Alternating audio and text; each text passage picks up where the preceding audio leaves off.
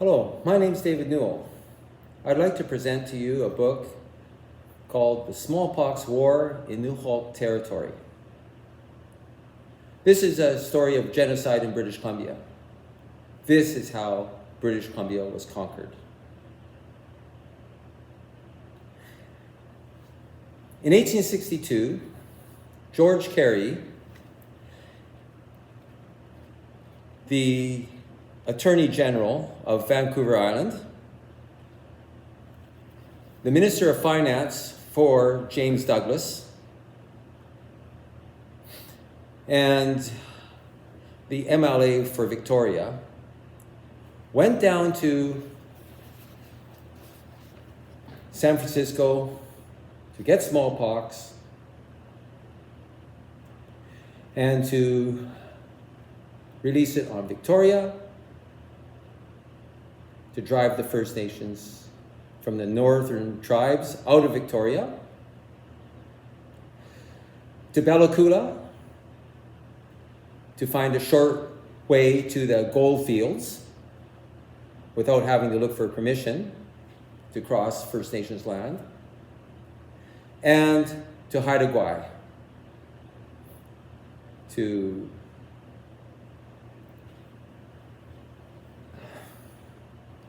exterminate the people that live there.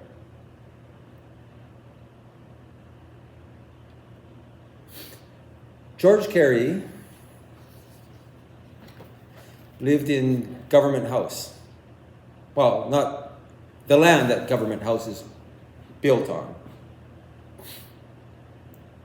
He was building a castle called Cary Castle. He needed the money. And he was running short of it, and so maybe a road to the gold fields would help him accomplish riches so that he could continue on with his castle. The castle burnt down in 1885. George Cary, he was on the same ship. I don't know if you've heard that. It's the folklore of Victoria that I grew up in Victoria, BC. That a man came from San Francisco aboard a steamer carrying smallpox. And through him it got spread through Victoria. Well, it turns out that George Cary was on that same ship.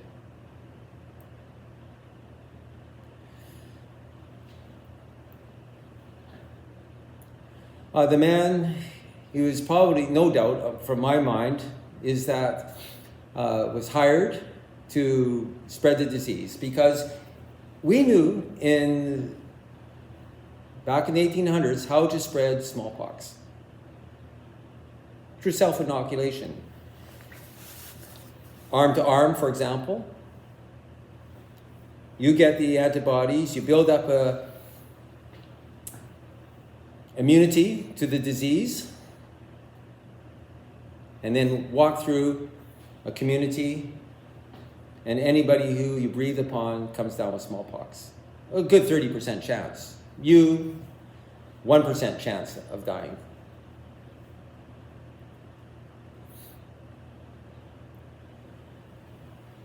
George Cary dropped this on Victoria, and then it was in the huts of First Nations peoples. They knew that smallpox had been to the Pacific Northwest in the past, and they knew to self-isolate.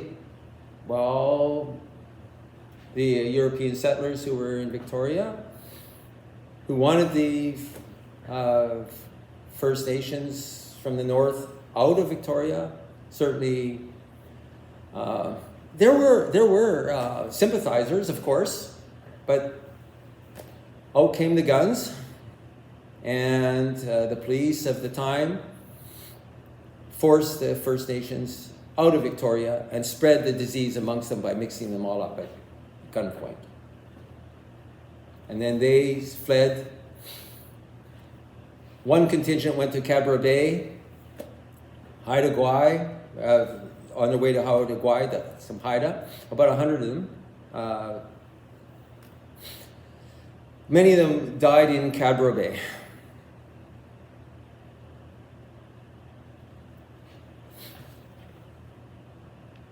George Cary went up to, that same summer, he went up to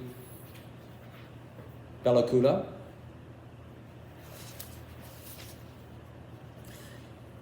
He, as Attorney General, he set out the land.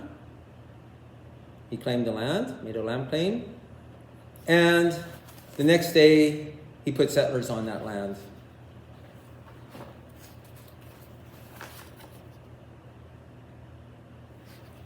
With names to who would own that land.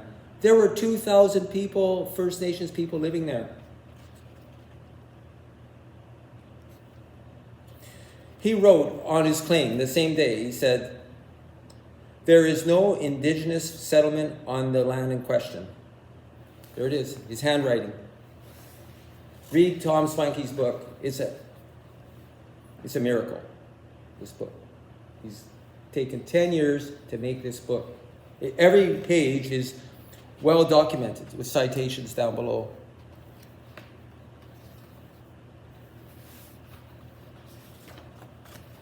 Have a look at that, the bottom, okay?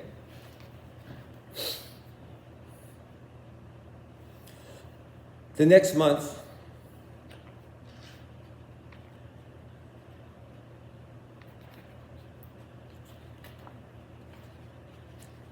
this man was sent in, hired by George Cary. His name is Francis Poole. He writes about what he did throughout the rest of his life. Here's his itinerary. He was the head of 20 men who walked in pairs, who had self-inoculated themselves with smallpox, and then walked into all the longhouses in a matter of days. There was no escape. Normally, you would run away from a disease if you knew it was coming. Everybody was getting the disease at the same time. This kind of tactic, 90% of a population will disappear over a matter of weeks.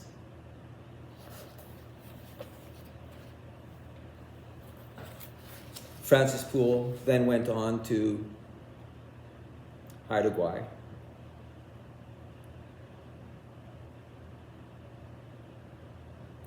Tom Swanky has written a second book. It's called The Smallpox War in Haida Gwaii.